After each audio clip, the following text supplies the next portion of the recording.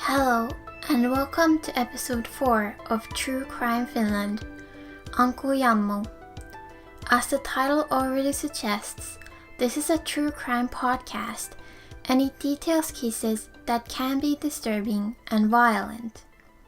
Because of this, I encourage you to use your discretion and stop listening or skip ahead if you need to. I also want to give out an extra warning, as this episode details crimes against children and thus is not suitable for everyone. If you're ready, let's get started with today's case. On the 3rd of March in 1989, Päivi-Maria Hopiavuori and Tanja Johanna Pirinen, both 8 years old, are playing together on their home yard in Myllypuro, a neighborhood located in Helsinki. Suddenly, an older, strange man approaches the girls and offers them a ride in his car. Whether the girls agree or if the man offers them something to lure them is a bit unclear, but eventually the girls get into the car. Meanwhile, the mother of Hopiavuori is growing increasingly concerned when the evening starts to fall, but there is no sign of the girls. She calls 112 at about 11:15 when the girls still haven't showed up. Elsewhere, the older man is driving around with both of the girls in his car. Previously, he had been giving rides to other girls that were a bit older, and was able to make them promise not to tell anyone that they had been in his car by offering them money in return. The man tries the same tactic with these girls. However, Päivi-Maria and Tanja are still so young that money does not yet appeal to them. Eventually, the man drives to Vihti, a small municipality located about 50 kilometers northwest of the capital, where he has a summer cottage. There, he drugs both of the girls and takes one of them with him to the cottage while leaving the other one in the car. The man strangles the girl inside the cottage, but it is not known what or if anything else went on before or after that. The man then returns to the car and murders the remaining girl by giving her an overdose of sleeping pills. After murdering both of the girls, the man stuffs the bodies into a 200-liter waste tank, pours gasoline over them, and sets the bodies on fire while stirring the mix with a big stick. The neighbors notice that the man is burning something, but they do not report this as they think there is only some trash or waste inside the tank. Back in Helsinki, the police is investigating the case, speaking to everyone who lived in the neighborhood and trying to gather as much information as possible. One of their tactics was to research all known pedophiles and to find out their current whereabouts. They compiled a list, but were never able to finish it.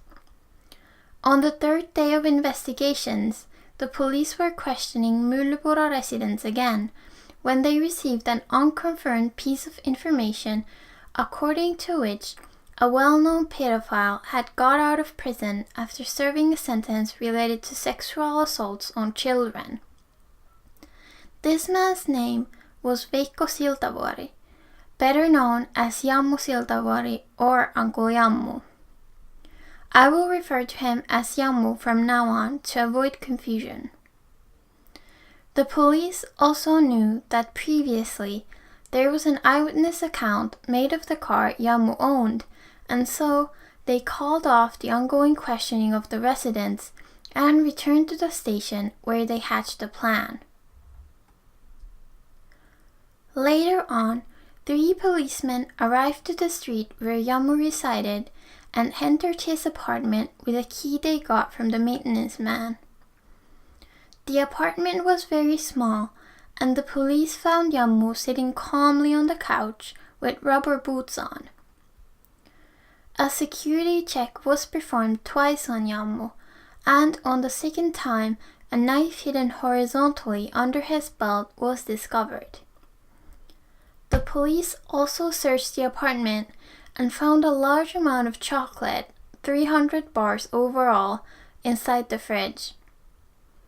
The police suspected Jammu to be using these bars to lure children, while Jammu himself stated to have diabetes and claimed he was keeping the bars in case his blood sugar dropped too much. There were also several videos meant for children found in the apartment. The police started questioning Jammu inside the apartment, but he was very quiet and did not really answer their questions. When asked for the keys to his cars, Jammu only offered the police the keys to his van and tractor, but not to his passenger car. However, as the police already knew what kind of cars Jammu owned, they were able to specifically ask for the keys to the passenger car. As Jammu was evasive and the questioning was not progressing as hoped, the police decided to take Jammu to the station. They put him in their police car, but as his passenger car needed to be examined for fibers, it had to be driven to the station as well. First, however, one of the policemen opened the trunk of Jammu's car to check it. Inside, he discovered a large roll of plastic and ashes. There was also a very strong, distinct smell of smoke, as if the remains of a campfire had been dumped over the plastic. He immediately alarmed the other officers in the police car, and one of these officers stepped outside to check the finding. The window to Jammu's seat was rolled down, and he was asked, "What is this?" Jammu replied, "Meat." The officer then continued by asking, "Is this the girls?" And when Jammu replied, "Yes," he was arrested and put in handcuffs. The officer who originally made the discovery stayed behind on the scene and waited for crime scene technicians to arrive. When they did, pictures were taken for evidence and the front seat was covered. The officer then drove the car to the Institute of Forensic Medicine, where the roll was lifted from the car and an autopsy was performed. The medical examiner searched for bones, zippers, buttons, or any other signs of the girls, as the remains were badly burned, almost totally in ashes. Some teeth were discovered, and it was determined that these were indeed the two missing girls, and that the other had died from an overdose of sleeping pills. It was impossible to determine if the girls had been sexually assaulted, as the remains were badly burned, but fibers from one of the girls' clothing was discovered on Jammu's underwear. I mentioned previously that Jammu was found in his apartment wearing rubber boots. You might be wondering why I would mention such a detail, but it is important here. The day that Jammu was apprehended was a rainy day, and it was suspected that Jammu was waiting for the evening to return the burnt bodies to the victims' families.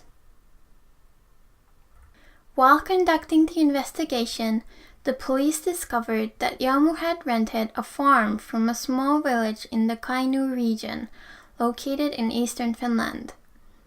There, Jammu had added and built windows with bars, small restrooms, and prison cells.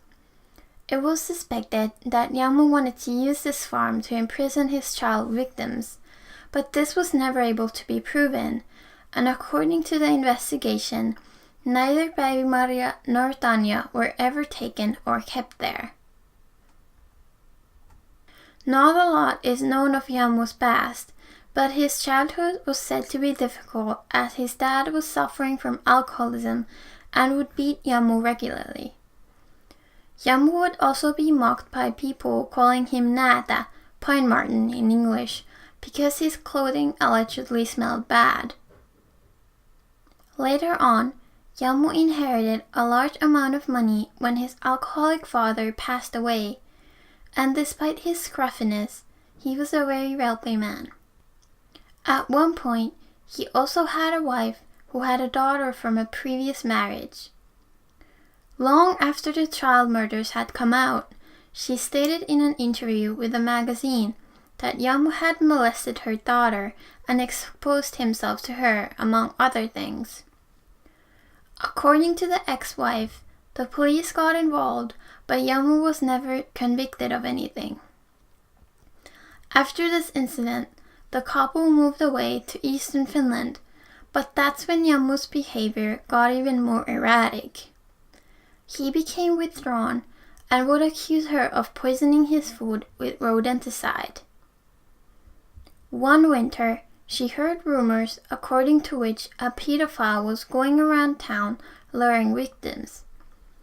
She read in the newspaper that the man drove a red bike, had a spiky chin, and high cheekbones. The same man described in the newspaper was also suspected of raping a 5-year-old girl. The ex-wife, however, could not at the time connect this to her husband, despite the incident with her daughter and his strange behavior. Later on, though, she put 2 and 2 together and presumably divorced Jammu. Thus, the murders of the 2 8-year-olds was not the first crime Jammu ever committed. Jammu had an extensive criminal history going back at least all the way to the 1950s. He had raped several underage girls, and it was said that he lured underage children, usually around 12 to 15 years old, to his apartment by offering them candy, alcohol, tobacco, or money. Jammu was also convicted of property crimes, indecency, and even an attempted murder. He had been serving a life sentence for these crimes in the 60s, but he escaped Turku Central Prison in March of 1965. He was on the run for 2 weeks, but was finally captured again in Hyvinkää. Later on, he was pardoned. This case received a lot of media attention and press. Many were very angry when finding out that Jammu was a known pedophile and demanded him to be sentenced to death or castrated. On top of all the news coverage, multiple regular people voiced their opinion and expressed their anger through letters to the editor. People also got on the streets, protesting with big signs saying a sex offender won't heal in prison, and that experts lean towards coercive treatment for Jammu. Because of the extensive coverage, people who had the same name as Jammu or who looked like him but had nothing to do with the case were also attacked and harassed. An old man was assaulted in a restaurant in Helsinki because he bared resemblance to Jammu, and a man called Antti Siltavuori was taunted with phone calls because of his name. Jammu himself was not spared from violence. While being held in pre-trial detention, a cellmate struck him in the head with a heavy stool. Jammu lost consciousness and bled profusely from the wound in his head. The cellmate was eventually sentenced to 3 more months in prison on top of his original sentence, and was ordered to pay compensation to Jammu in the amount of 750 marks, about 200 euros in today's money. Jammu sued the cellmate for attempted murder, but this suit was dismissed. The case went to court in what is now called Helsinki District Court.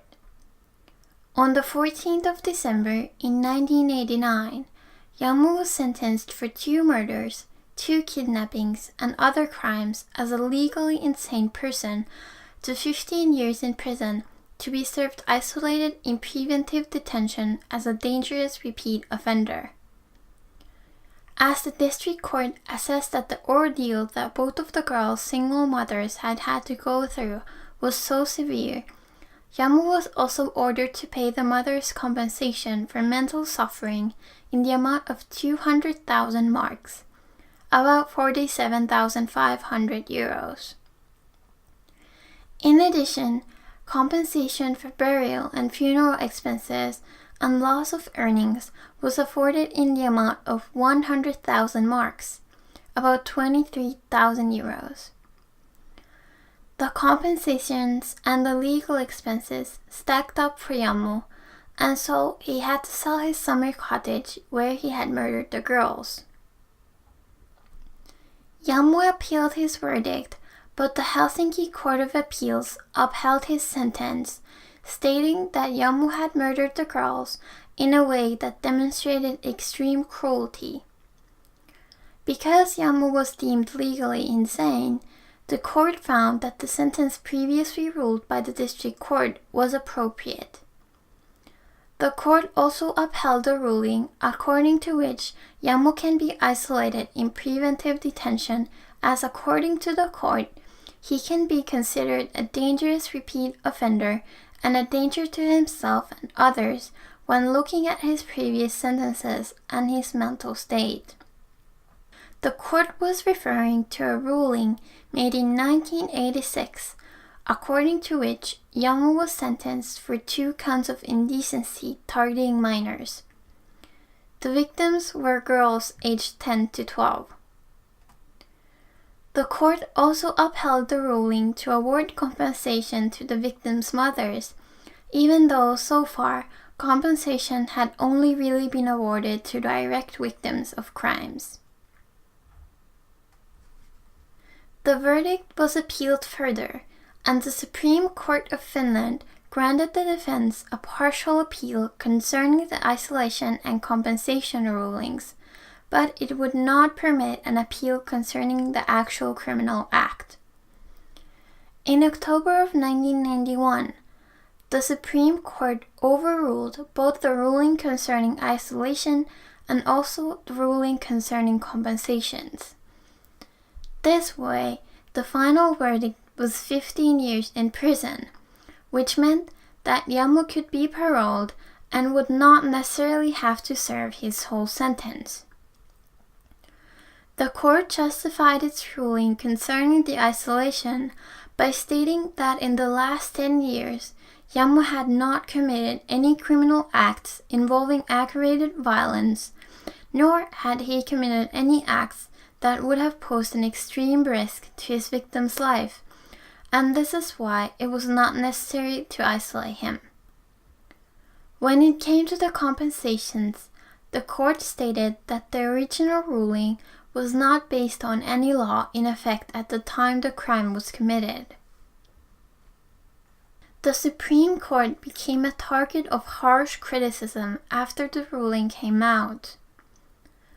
Upholding the original isolation ruling would have meant that it would not be possible to parole Jammu, and that he would have had to serve the whole 15-year sentence. Now that this was overruled, it would be possible for Jammu to firstly be paroled, and secondly not serve the whole 15-year sentence. The fact that the Supreme Court also overruled the compensations previously awarded to the victims' mothers sparked a lot of outrage. The whole ruling was considered scandalous and against the citizens' sense of justice. However, according to the Supreme Court, the ruling was not meant to imply that the court accepted or understood the child murders, but that the court was solely emphasizing the principle of obligatory prosecution. According to this principle, the rulings made by courts have to be based in the law and only in the law. The court cannot exceed these limits even when the citizen's sense of justice would require a harsher sentence.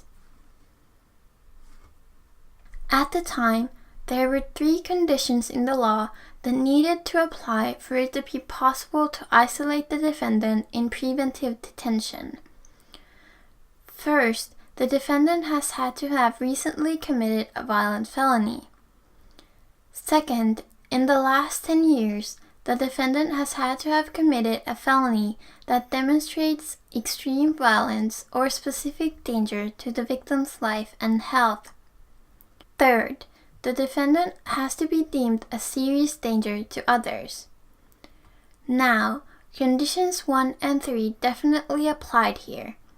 Murdering a child is a violent felony, and according to the psychiatric examination, Jammu was a danger to those around him. The problem lies in the second condition. Had Jammu committed any other violent felonies during the last 10 years? As the murders of Tanya and Päivi-Maria were committed in the same context, it was not possible to consider these two to be separate murders, but they had to be considered to be one entity. At the time, the last verdict Jammu had received in the 10 years prior was a verdict from the 80s, when he was convicted of gross indecency targeting children. But according to the court documents, there was no violence involved. So, the Supreme Court was left wondering if this crime could be considered a felony involving extreme violence. At the time, there was an example list of these types of felonies in the law, and it included murder, manslaughter, aggravated assault, robbery involving extreme violence, rape involving extreme violence, and arson that poses a danger to life. The Supreme Court was thus forced to rule that even though in some cases the act of indecency targeting children without violence can pose a danger to the victim's health, it cannot be added to the list of felonies involving extreme violence, and thus isolating Jammu would be against the law. When it came to the ruling concerning the monetary compensations, the law at the time did not support a situation where instead of the victim, a third party, in this case the victim's mothers, would receive monetary compensation for suffering caused by the criminal act. This kind of compensation can only be awarded if the crime in itself was meant to directly harm a third party, and as this was not Jammu's intention, the compensation claims had to be overruled. Taking all of the aspects of the case into consideration, the Supreme Court sentenced Jammu to serve the harshest punishment possible inside the borders set by law. Thus, if the ruling was against the citizens' sense of justice, the problem lies in the law, not in the Supreme Court. Jammu himself never directly admitted his guilt. He did a few interviews in the 90s concerning this case, and I will link these in the show notes for my listeners who understand Finnish. I do not condone what Jammu did in any way, but in these interviews you can clearly tell he is definitely seriously mentally ill. Even if you speak Finnish, it is very hard to understand him at times. He is incoherent, his speech is fast, and at times very slurred.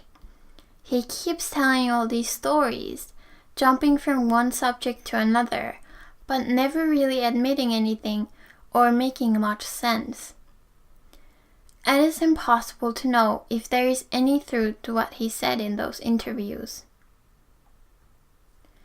Jammu was paroled on the 31st of January in the year 2000 after serving 11 years of his sentence. However, he was quickly moved to Rovaniemi Forensic Psychiatric Hospital in Kuopio for involuntary treatment. According to some sources, Jammu became a victim of attempted murder while in Rovaniemi when he was knocked over and got seriously injured. Because of this incident, he broke his hip and surgery had to be performed on it. However, Jammu lost his ability to walk and so had to move in a wheelchair. The doctors taking care of Jammu and the Kuopio Administrative Court decided in 2007 to continue the involuntary treatment after the Administrative Court had stated that if set free, Jammu would be a serious danger to other people's safety and well-being. Towards the end of his life, Jammu was suffering from serious dementia, and he passed away in Rovaniemi Forensic Psychiatric Hospital in March of 2012. Thank you so much for listening to the 4th episode of True Crime Finland, Crime Stories from the Cold North. Art is by Mark Pernia. You can email him at markprn@mail.com. That's markprn@mail.com. Music is Night by VVSMUSIC. If you have any questions, suggestions for future episodes, or anything at all you would like to tell me, you can contact me via email at truecrimefinlandpod@gmail.com.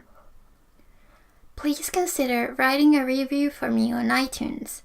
I would love to be able to get some feedback and know what my listeners think. I also have a Facebook group called True Crime Finland Podcast, and I accept everyone. The next episode will hopefully come out in 2 weeks. Stay tuned. You can find me on my website at truecrimefinland.squarespace.com and on Stitcher, Podcast Addict, Pocket Casts, or wherever you get your podcasts.